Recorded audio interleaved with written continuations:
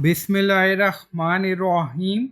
Assalamu alaikum. My name is Hassan, and today we are going to allow other people to download or save your TikTok videos. So we are in profile. Then on top right you see menu, three lines.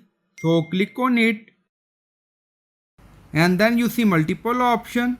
Now you see setting and privacy option. So click on it. So we are in setting and privacy option. So we are going to enable download. Now you see privacy. So click on it.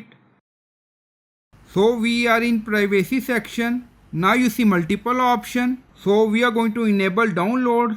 Now you see downloads off. Now click on it. So we are in download section. Now you see video download. Allow other people to download your videos and share download to other platform. Now you see this option is disabled. So we are going to enable it. So click on it, and then you see this option is enabled.